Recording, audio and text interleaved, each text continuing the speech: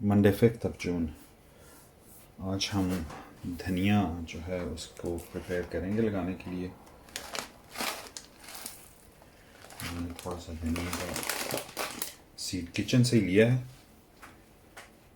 और कुछ पीसेस इसके अंदर जो हैं वो ऑलरेडी, चूँकि हम इसको पूरे का पूरा नहीं सो करते, हम कोशिश करते हैं इसको हाफ में कि ये टूटे हुए पीसेस हों आधे आधे ना, at least. Well actually ideally it should be haves कि एक पीस जो है उसको हम दो में तोड़ लें, तो वो आइडियल है इसको उगाने के लिए।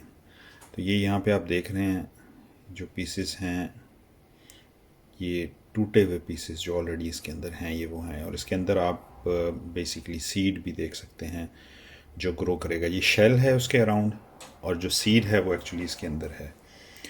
तो इनको क्रश करने के लिए क्या किया जा सकता है कि कोई भी दस्तरखान ले लें। मैं यहाँ पे एक किचन टॉवल है उसको यूज़ कर रहा हूँ। बहुत ज़्यादा तो मुझे नहीं चाहिए क्योंकि मैं अपने घर के इस्तेमाल के लिए ही थोड़ा सा ग्रो करना चाह रहा हूँ यहाँ पे।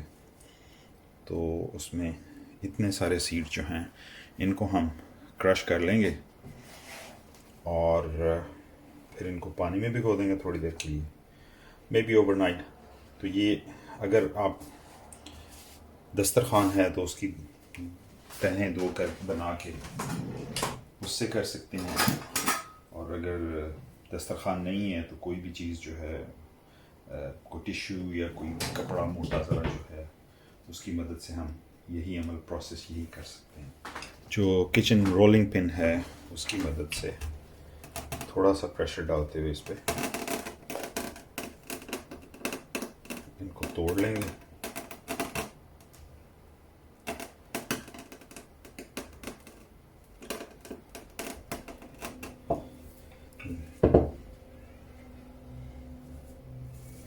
हाँ जी, most of it has, not most, many have broken, so you need to do it a little bit more, few more times. ये बस आप अपने अंदाजे से थोड़ा थोड़ा प्रेशर बढ़ाते जाएं इस पे। तो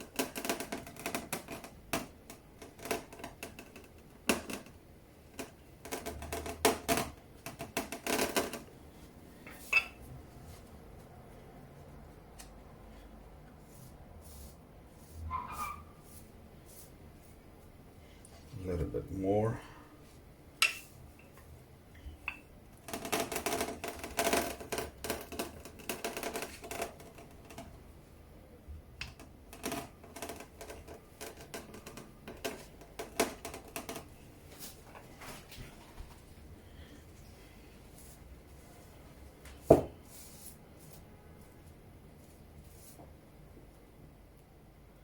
कसरत इसमें से टूट चुके हैं या तो, और या फिर इनमें क्रैक आ चुका है, तो दिस इज़ फाइन।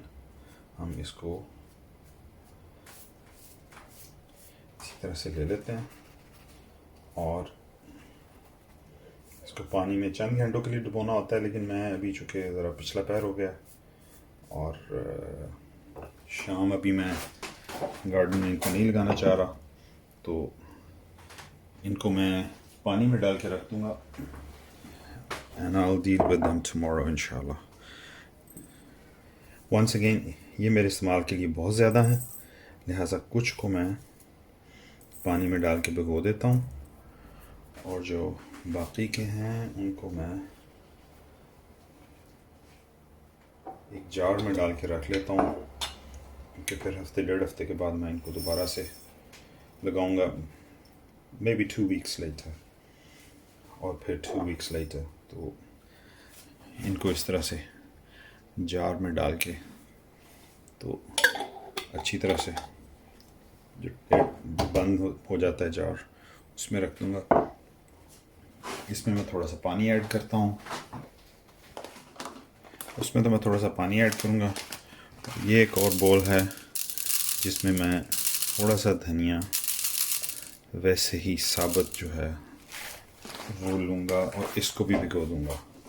तो ये हमें शो करेगा कि कितना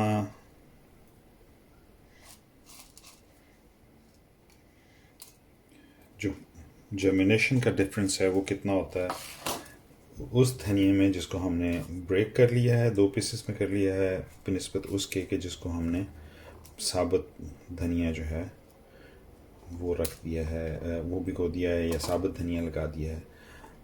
मैं पर्सनली ये समझता हूँ कि ये उग तो ये फिर भी जाएगा, लेकिन इसको थोड़ा सा वक्त ज़्यादा लगेगा, क्योंकि शेल सख्त होता है। तो उस शेल को, चूँकि शेल सख्त होता है, तो शेल को गलने में और उसमें से निकलने में इस धनिए के बीज को थोड़ा सा वक्त ज़्यादा लगेगा। तो उसको स्पीड अप करने के लिए हम शेल को ब्रेक कर देते हैं। अगर आप शायद आपकी वाकफियत हो इस चीज़ से ऑलरेडी, मैं भी जब करेले के बीज या इस तरह के कुछ सख्त बीज लगाता हूँ तो उनको साइड से थोड़ा सा काट देता हूँ एक जगह से। उससे भी यही असर होता है कि वो पानी जो है वो फ़ौरन बीज के अंदर चला जाता है, नमी फ़ौरन बीज के अंदर चली जाती है और वो बीज को ग्रोथ का सिग्नल दे देती है, और उसके साथ साथ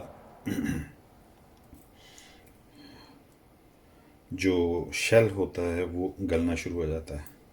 और ये दोनों तरह से वो हमें हमारे लिए आसानी हो जाती है उसमें।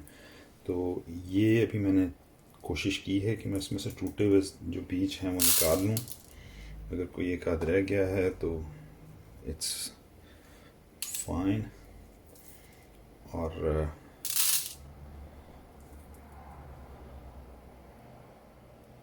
अभी हम दोनों को एक ही वक्त में भिगो देंगे और फिर एक जितना टाइम इनको देंगे कि ये भीगे रहें, और उसके बाद में जो खुला हुआ बीज है जिसको अंदर क्रैक आ चुका है उसके लिए तो 2-3 घंटे पानी का एक्सपोजर इज़ इनफ। लेकिन टू मेक इट फेयर हम इसको ओवरनाइट छोड़ देंगे ताकि जो बीज नहीं टूटा हुआ उसके भी अंदर तक पानी पेनिट्रेट कर जाए।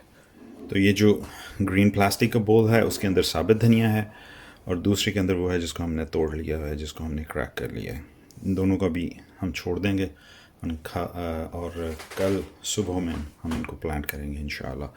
मैं भी कुछ वीडियोस देखता हूँ जिसमें मुख्तलिफ़ लोग मुख्तलिफ़ दावे कर रहे होते हैं। उसमें एक साहब उस दिन वो बीज का पैकेट दिखा रहे थे, 2023 की वीडियो थी जिसके ऊपर लिखा हुआ था मैन्युफैक्चरिंग डेट 2022, एक्सपायर्स 2024। तो वो उसको कह रहे थे कि ये पुराना धनिया है और ये काबिल इस्तेमाल नहीं है और आप दुकान से ख़रीदें। जो दुकान से ख़रीद रहे हैं उसका तो आपको बिल्कुल मालूम नहीं है कि वो कितना पुराना है, और जो बीज आप बना हुआ ख़रीद रहे हैं वो ऑब्वियसली जनरली जो सीड्स हैं उनकी 2 साल तो लाइफ होती है।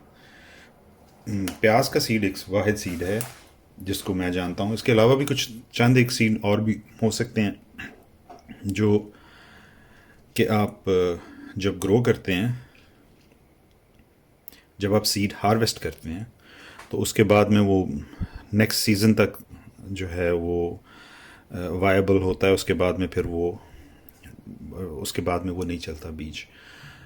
बाकी अमूमन सीड 2 साल तो आराम से चल जाते हैं। लिहाजा आई वुड से कि वो जो आप पैकेट से सीड ले रहे हैं, सीड पैकेट से, अगर उसके ऊपर एक्सपायरी लिखी हुई है साल या 2 साल बाद की, तो वो ठीक है, आप उसको इस्तेमाल करें, उससे आपको अच्छे रिज़ल्ट मिलेंगे रादर दैन कि आप जो धनिया या जो किचन से लें। मैंने वैसे अभी ये किचन से ही लिया है, ये बॉट सीड्स नहीं हैं, मैं अभी इनको किचन से ही निकाल के कर रहा हूँ। लेकिन जनरली मैं एक वो चाह रहा था कि हम from seed to harvest type, और उसमें फिर इसका पूरा हो जाएगा कि कितनी देर में ये जर्मिनेट करता है और कितनी देर में ये हार्वेस्ट के लायक होता है। So 5th of June today, inshallah tomorrow we'll plant it in.